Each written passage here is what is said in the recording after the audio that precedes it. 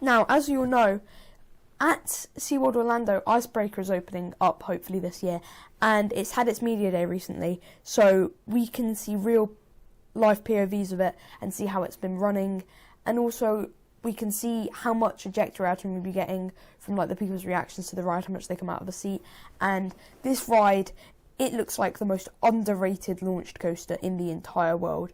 People were not expecting it to be that good, and now people are getting off it and calling it one of the best coasters in Orlando. So I'm going to be doing a full layout breakdown in this video and talking about why I think this ride is going to be so much better than you expect. So you start off with a transfer track, which is so unique and weird for a coaster to have a transfer track. Like, I don't think I've ever seen many launched coasters with transfer tracks, so it's a really cool thing that it does have a transfer track. And then you go into a backwards launch. Now, I have said that these backwards launches don't seem to be that intense, and I do somewhat agree with this one.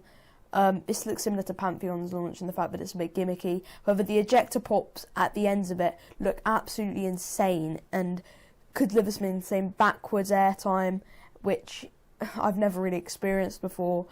And apparently the backward spike gives some good floater airtime, so that'll be a unique experience.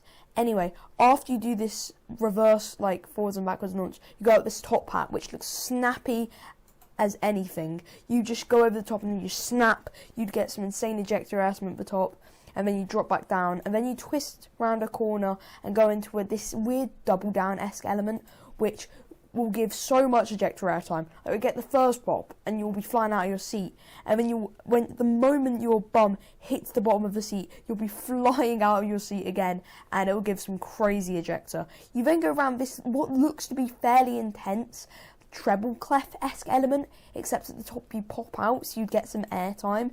It looks really weird and such a cool, unique element that would definitely probably be one of the best, like, whippy transitions, except it's so tall and high up moments. And I love the colour scheme of this ride as well, by the way. It looks so cool.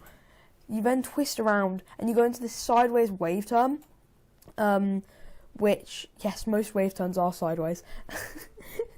In fact, you then, like, it looks to give some sideways airtime, not as much as, say, like, Wicked Cyclones, but it could still give some good ejector, or maybe even floater. You then twist around, go into a twisted airtime hill, which might not give any airtime, but more laterals, which could be quite fun.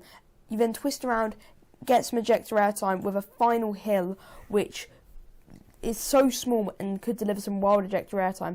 As whilst the course is quite short, you maintain your speed for it beautifully. You still got plenty of speed going into the brake run, and the ride is very long, so it will kind of feel like a complete ride experience, which is always a good thing.